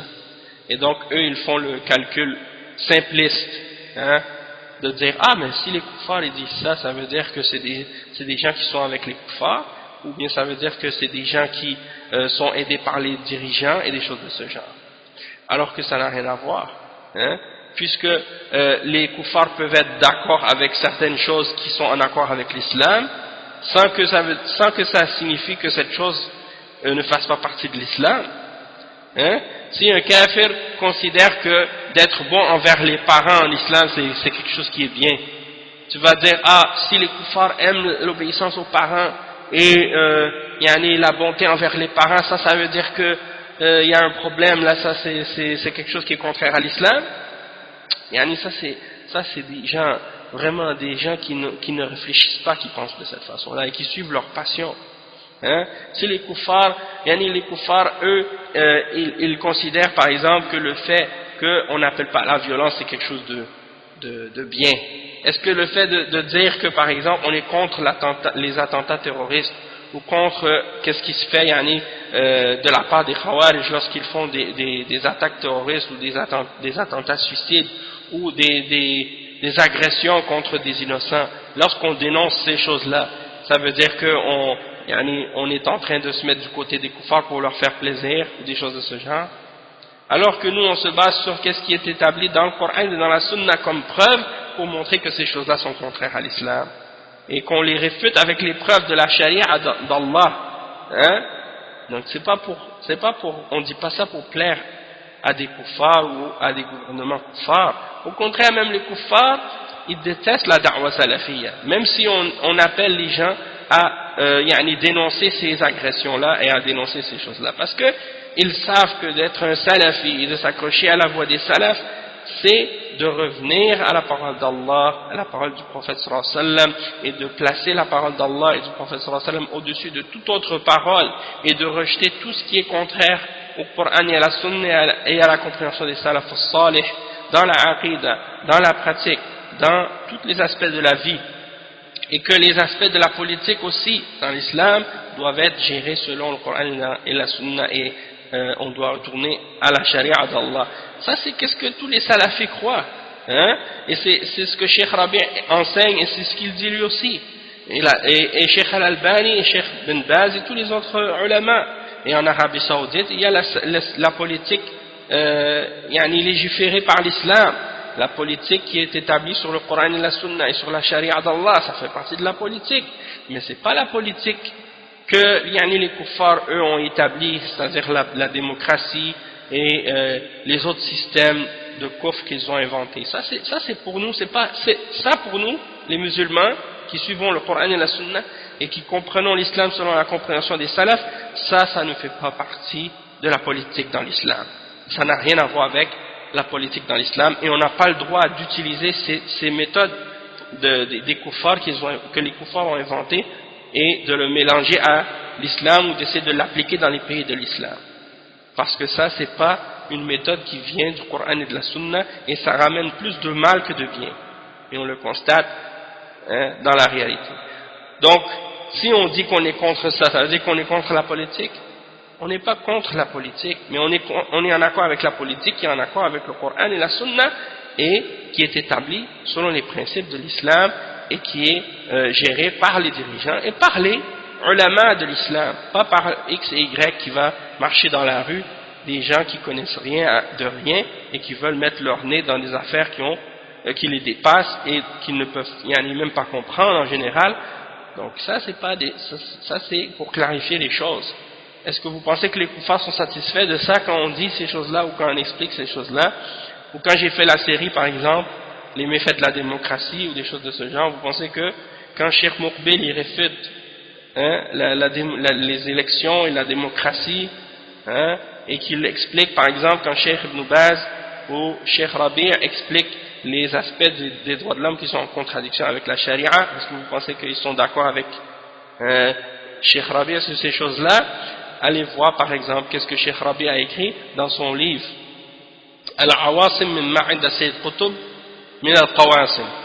Lisez ce livre, qu'est-ce qu'il dit, comment il réfute justement Sayyid Qutb sur les aspects de ces éléments-là, que Sayyid Qutb lui dit qu'il faut retourner aux lois faites par l'homme pour juger. Alors Cheikh Rabi' le réfute sur ces questions-là et il clarifie ses égarements dans ces questions-là et il réfute ceux qui appellent à l'égalité en tout et qui veulent rendre égal ce qui n'est pas égal dans la charia. Allez lire les paroles des ulama, regardez qui a réfuté les laïcs, qui a réfuté les féministes. Cheikh Rabi' il a des livres sur ça, il a réfuté ces gens-là, il a réfuté les gens qui appellent aux manifestations. Les manifestations, ça c'est le système des koufars. Et eux, ils sont d'accord avec ces systèmes-là. Et c'est eux qui glorifient ces choses-là dans les pays musulmans. Et pourtant, Cheikh Rabi' les a dénoncés, il a critiqué ces choses-là. Est-ce que vous pensez que les koufars sont d'accord avec ça? Non. Mais, c'est pas une question de est-ce que les koufars sont d'accord ou sont pas d'accord. C'est pas ça le problème. Le problème, c'est est-ce que Allah subhanahu wa ta'ala a ordonné ou non? Est-ce qu'il a interdit ou non? Qu'est-ce qui est dans le Coran? Qu'est-ce qui est dans la Sunna? Qu'est-ce que les salafs ont suivi? C'est ça qui nous importe. Qu'est-ce que les koufars pensent? Qu'est-ce que Georges ou X pense? Ça nous est totalement égal. Qu'est-ce qui est important pour nous? C'est qu'est-ce qui est établi par la réalité de qu'est-ce qui est révélé par Allah. Donc c'est ça notre référence. Le cheikh il dit ensuite comme point numéro 3, al-wajh al-thalith, هل جهة المباحث جهة سيئة؟ هذه مغالطة، فرجال هذه الجهة يراقبون الأوضاع الداخلية ويأخذون بيد كل مفسد يريد أن ينشر الفساد في الأرض. كل من تسول له نفسه قتل الأبرياء أو الاعتداء على الضعفاء. أما من كان بعيدا عن الفساد في الأرض فرجال هذه الجهة لا علاقة لهم به، فمن ديدنه دائما فلان مباحث هذا رجل عنده أمر سيء وفساد وريبة يخاف أن يطلع عليه أحد. Donc le cheikh, ce qu'il explique, il dit, est-ce que les services de renseignement c'est quelque chose de mauvais dans l'islam? Ça c'est une erreur, yani. Il dit les gens qui travaillent pour les services de renseignement dans les pays musulmans, eux ils sont responsables dans le pays musulman de surveiller qu'est-ce qui se passe à l'intérieur de toute personne qui essaie de faire de la corruption et de répandre le désordre sur la terre. Toute personne qui essaie par exemple de faire du tort aux innocents, de tuer des innocents, de transgresser contre les faibles ou des choses de ce genre, c'est eux qui surveillent. Il y a des gens qui font du désordre, mais celui qui est loin du désordre sur la terre, les gens des services de renseignement, ils ne s'inquiètent pas d'eux et ils ne s'occupent pas d'eux, mais celui par contre qui voit que tout le monde est un agent secret et qui a peur de tout le monde, c'est lui qui a un problème et c'est lui qui a quelque chose de mal qu'il essaie de cacher, et c'est lui qui a peur que les gens découvrent quelque chose à son sujet qui est mauvais. Donc il n'y a pas de problème pour ça. Même le prophète sallallahu alayhi wa sallam, il envoyait des espions à son époque, et dans tous les pays musulmans il y a des gens qui travaillent pour surveiller pour voir qu'est-ce qui se passe dans la société, pour être sûr qu'il n'y a pas de désordre qui soit propagé. Parce que, surtout à notre époque, les criminels et les gens qui font du mal, ils sont de plus en plus sophistiqués et ils savent de mieux en mieux comment se camoufler et comment faire leurs choses en sourdine. C'est important qu'il y ait des gens qui les surveillent. Et c'est important que les musulmans, justement, collaborent avec eux et les aident dans cette tâche-là, parce que ça fait partie de l'ordonnance du bien et de l'interdiction du mal. Et dernièrement même, lorsqu'il y a eu les attentats, le fou qui a, parmi les Khawarij en Angleterre, qui a tué le soldat dans la rue avec des couteaux, hein, qu'est-ce que les ulama ont dit? Que c'est permis d'interagir et de collaborer avec les services de renseignement, même dans les pays koufars, pour justement aider à arrêter ces gens-là et à les stopper. Hein?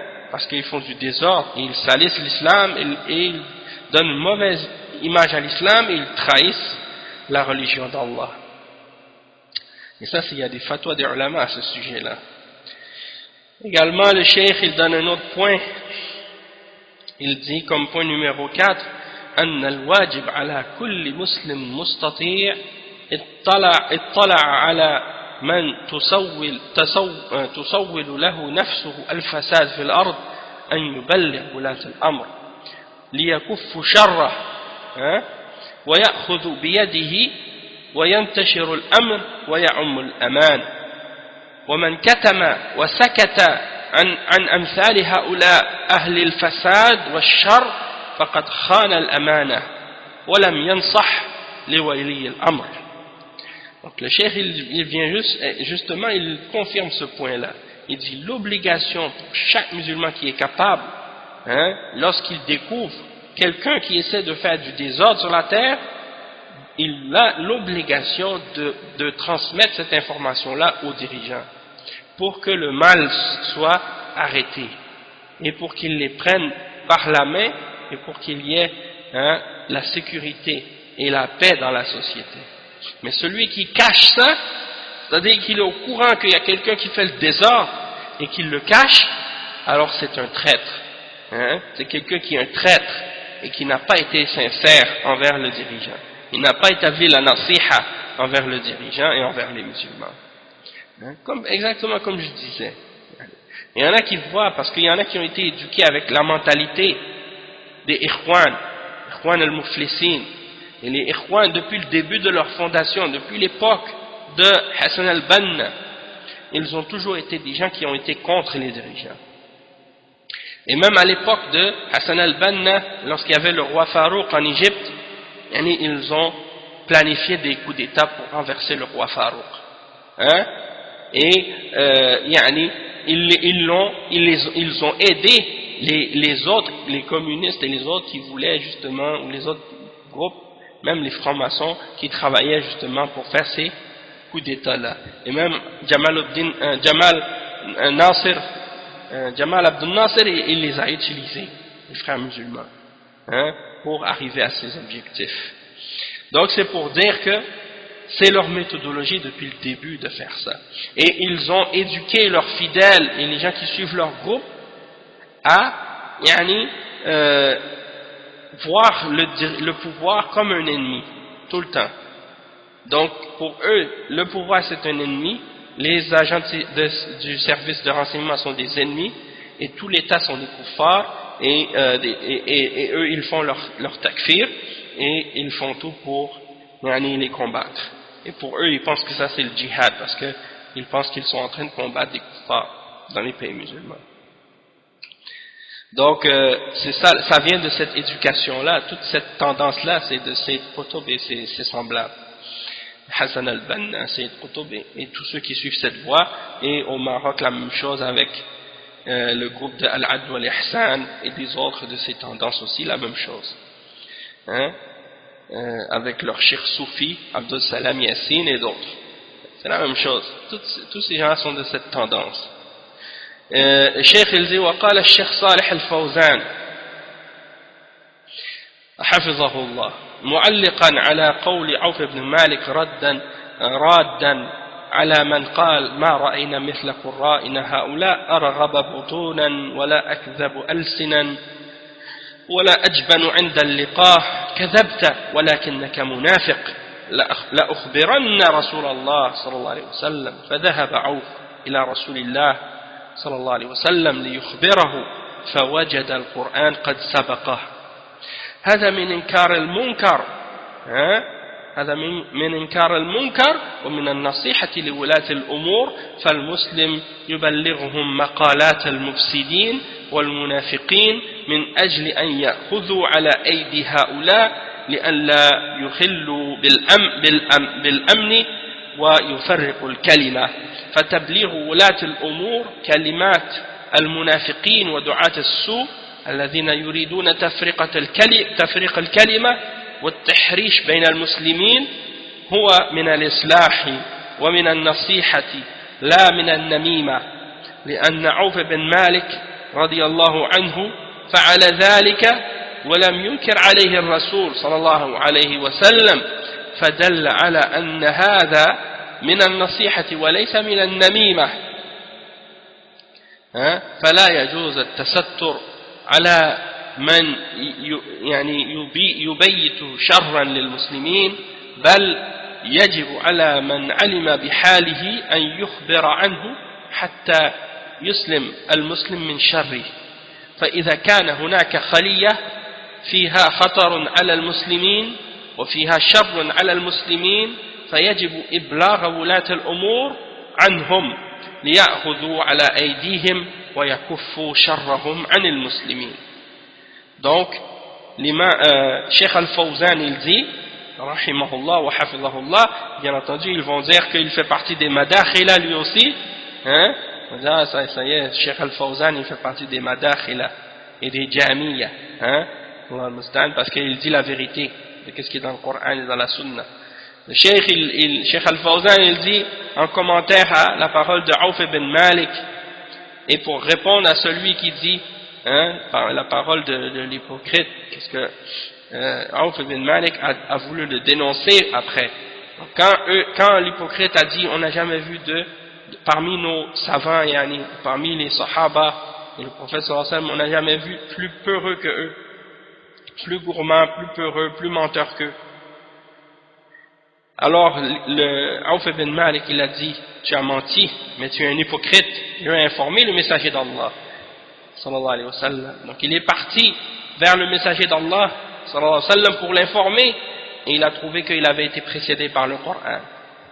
Donc ça c'est pour dire que il est allé dénoncer celui qui a dit cette parole, et ça fait partie de dénoncer le munkar et de condamner le mal et de faire la nasiha pour le dirigeant. Donc le musulman il doit transmettre les paroles des gens qui font le désordre et les hypocrites pour que les dirigeants les attrapent, et pour qu'il y ait plus de sécurité et pour pas que les musulmans se divisent avec ces paroles.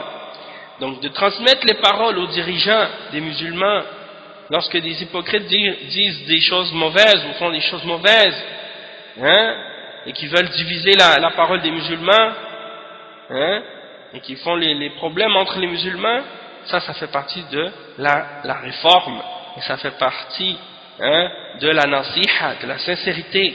Ça fait pas partie de la médisance. Et le cheikh il dit que Auf ibn Malik il a fait ça, et le prophète sallallahu alayhi wa sallam n'a pas condamné ce qu'il a fait. Il n'a pas dit pourquoi tu viens me parler de qu'est-ce qu'un autre a dit, pourquoi tu fais de la médisance. Il n'a pas dit c'est de la médisance, il a dit ça c'est de la nasiha, c'est la sincérité. Le cheikh il dit ça fait partie de la nasiha, ça fait pas partie de an-namima, la médisance blâmable. Non. Donc il n'est pas permis de se cacher, et il n'est pas permis de couvrir celui qui veut faire du tort aux musulmans. Il y en a qui pensent que le hadith dans lequel le prophète sallallahu alayhi wa sallam a dit celui qui couvre un croyant dans la dunya, Allah va le couvrir au jour de la résurrection. Ils pensent que ça fait partie de couvrir le croyant lorsque tu sais qu'il veut faire du désordre ou du terrorisme ou des choses comme ça, et là tu le couvres. tu dévoiles pas ça. Ça, c'est pas un péché que la personne fait entre elle et Allah, que tu couvres. Ça, c'est quelque chose que la personne fait qui va faire du tort à plein d'autres personnes. Et des choses comme ça, tu le couvres pas. Parce que là, dans ce cas-là, tu trahis les musulmans si tu le caches. Et donc, le cheikh, il dit, il n'est pas permis donc de couvrir des gens qui planifient de faire du mal aux musulmans. Il est obligatoire à quelqu'un qui a de la connaissance de l'état de cette personne d'informer à son sujet pour que les musulmans soient épargnés de son mal. Hein? Et il dit, et s'il y a des éléments cachés parmi les musulmans qui représentent un danger pour les musulmans ou qui est un mal pour les musulmans, il est obligatoire de transmettre l'information aux autorités pour qu'ils les attrapent et pour qu'on soit épargnés de leur mal, que les musulmans soient épargnés de leur mal. Hein? Donc ça c'est des fatwas clairs.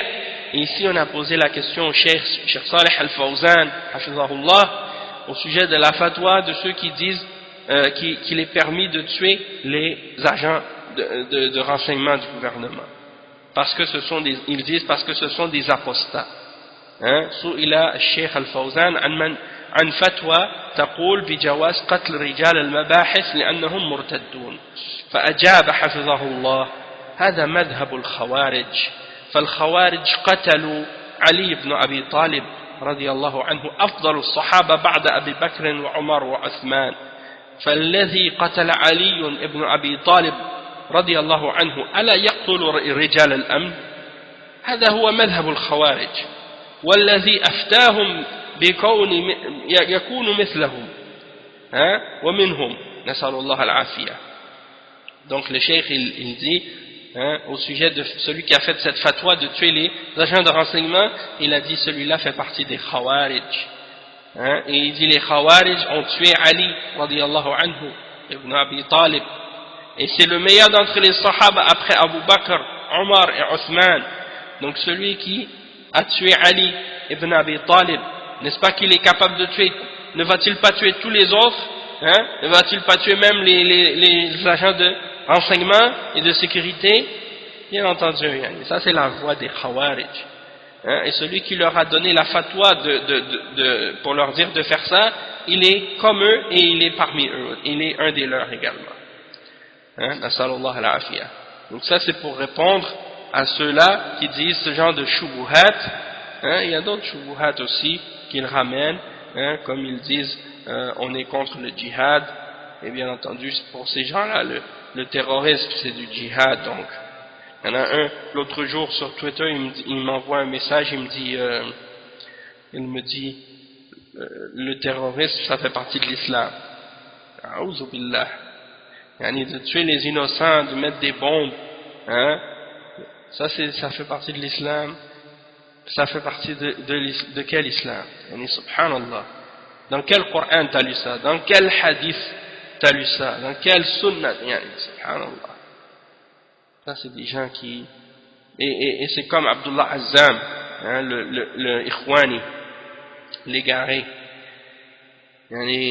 Qu'est-ce qu'il disait dans un verset? Allah subhanahu wa ta'ala, il dit dans surat al-Tawbah, il dit وَأَعِدُّوا لَهُمْ مَا اسْتَطَعْتُم مِّن قُوَّةٍ وَمِن رِبَاطِ الْخَيْلِ تُرْهِبُونَ بِهِ عَدُوَّ اللَّهِ وَعَدُوَّكُمْ. Le verset qui est dans surat al-Anfal, pardon, dans lequel Allah subhanahu wa ta'ala dit et réunissez pour eux, ou préparez pour eux plutôt, préparez pour eux ce que vous trouvez ou ce que vous pouvez comme force, et également comme chevaux. À l'époque, les gens utilisaient les chevaux pour faire le djihad, par lesquels vous allez effrayer les ennemis d'Allah et vos ennemis. Donc rassembler pour préparer contre eux une force pour effrayer les ennemis. Donc il dit yurhibun. En arabe, le terrorisme, il l'appelle irhab. Yurhibun, c'est le verbe. Irhab, c'est le nom.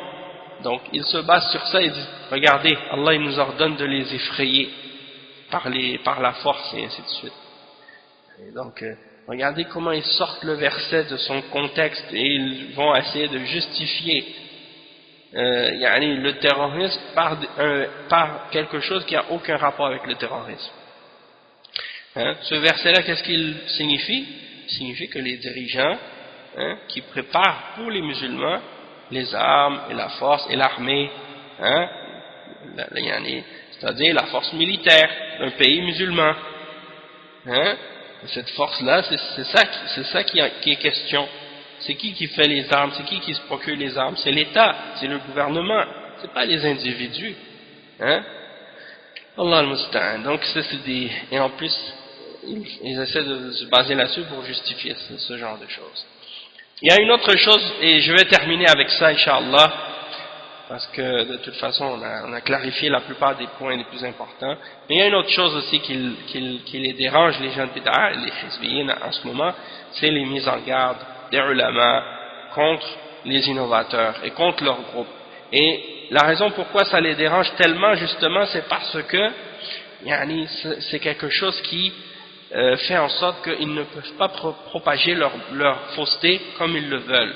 Pourquoi? Parce que chaque fois qu'il y en a un d'entre eux qui sort pour commencer à influencer les gens ou propager les faussetés qu'ils veulent, il y a un des savants de la Sunna qui vient et qui les réfute ou qui met en garde contre lui, et donc à cause de ça les gens sont au courant de son égarement et il ne peut plus continuer à propager ses mensonges et ses faussetés à cause de ça. Ou bien s'il continue à les propager par la suite, eh bien il ne peut plus les propager aussi facilement que lorsque les gens ne sont pas informés de ces égarements.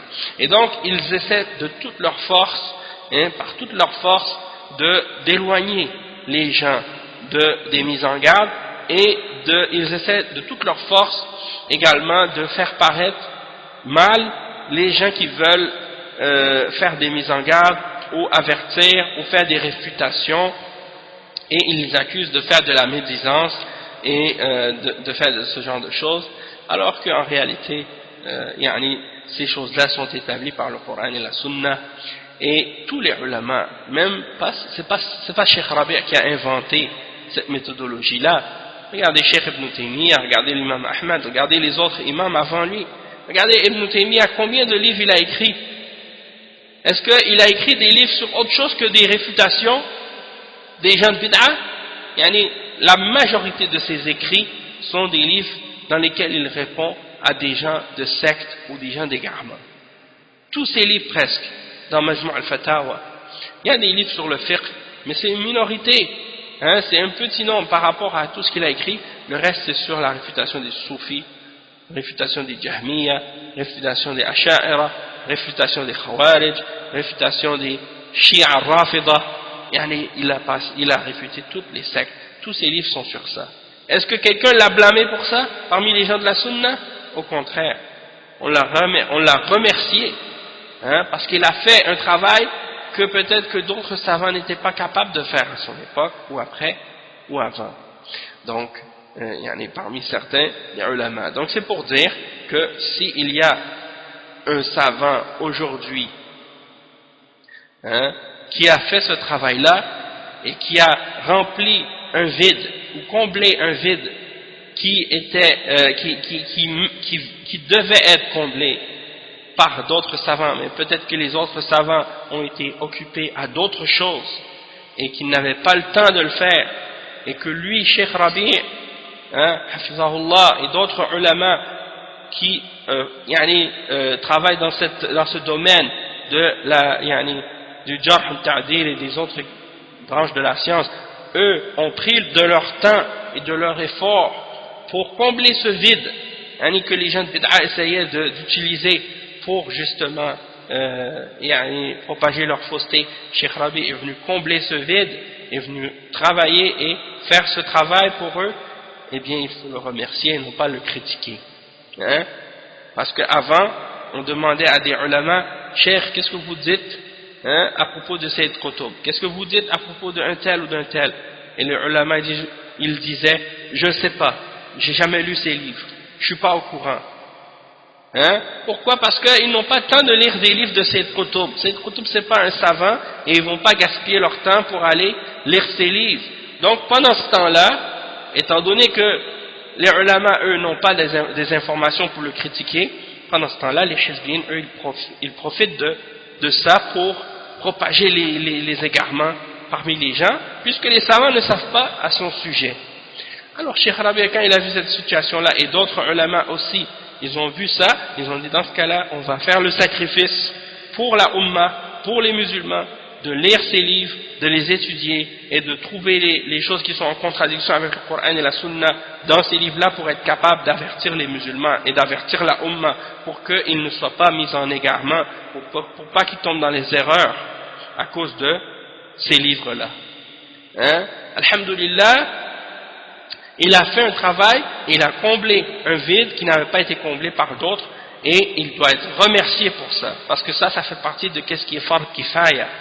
Hein, c'est une obligation qui est fard kifaya. Il y a le fard ayn, quelque chose qui est obligatoire à chaque individu, et il y a fard kifaya. C'est-à-dire, un fard kifaya, c'est qu'est-ce qui est obligatoire, hein, à une partie de la Ummah. S'il y a une partie de la Ummah qui le fait, c'est plus obligatoire pour le reste. Mais si tout le monde le laisse, alors ça devient un péché pour tout le monde. Eh bien, Cheikh Rabi, il a comblé ce fard kifaya. Hein, et il a fait ce que d'autres ne pouvaient pas faire dans ce domaine-là parce qu'ils étaient trop occupés à d'autres choses ou parce qu'ils n'avaient pas le temps. Eh bien, il ne faut pas le critiquer pour ça, il faut le remercier pour ça, au contraire. Et il y a beaucoup de paroles qui se disent à ce sujet-là, mais qu'est-ce qui est important, hein, de comprendre, c'est le principe lui-même. Le principe de réfuter qu'est-ce qui est faux. Ar-radd al-mukhalif. Le principe de donner la nasiha aux musulmans. Le principe de jarh wa ta'dil, le principe de l'amr bil ma'ruf wa nahi anil munkar, le principe de djihad fi sabilillah, tout ça, ça fait partie des éléments qui confirment et qui prouvent que c'est obligatoire de réfuter ce qui est faux et de combattre ce qui est faux, même si ça ne plaît pas à des individus et même si ça ne fait pas plaisir à des gens.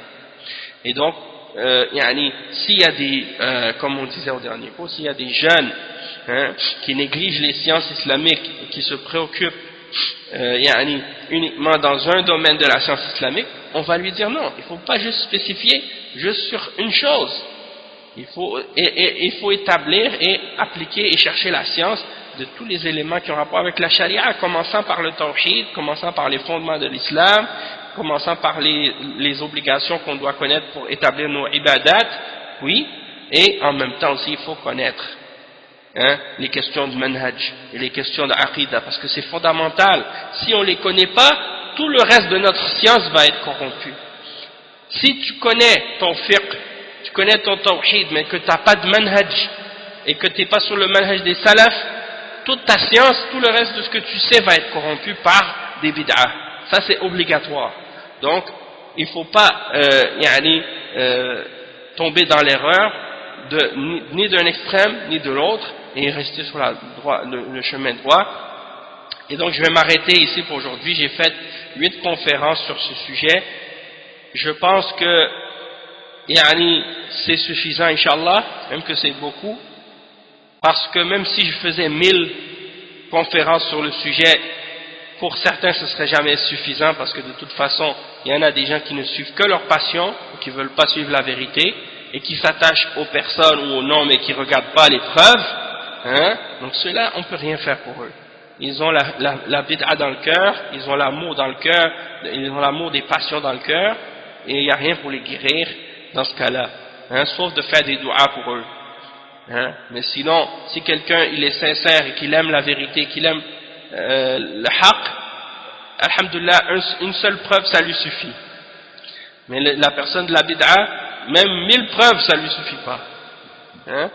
Donc on va s'arrêter avec ça, Inch'Allah, et on espère que Allah subhanahu wa ta'ala guide ceux qui ont été trompés ou égarés et qu'il les ramène à la droiture, qu'il ouvre les yeux et les cœurs de ceux qui ont été aveuglés par les shubuhat et par les fitan, hein? Et si quelqu'un il a des doutes ou il est confus dans sa religion ou il ne comprend plus comment distinguer entre qu'est-ce qui est vrai et qu'est-ce qui est faux, qu'il se lève à la dernière partie de la nuit et qu'il fasse des raka'at, et pendant sa prosternation qu'il demande à Allah subhanahu wa ta'ala de le guider dans ce que les gens ont été mélangés et confus pour qu'ils puissent revenir à la vérité, hein, et qu'ils demandent avec sincérité à Allah subhanahu wa ta'ala, et Allah va lui montrer la vérité, hein, parce que Allah subhanahu wa ta'ala aime les gens sincères.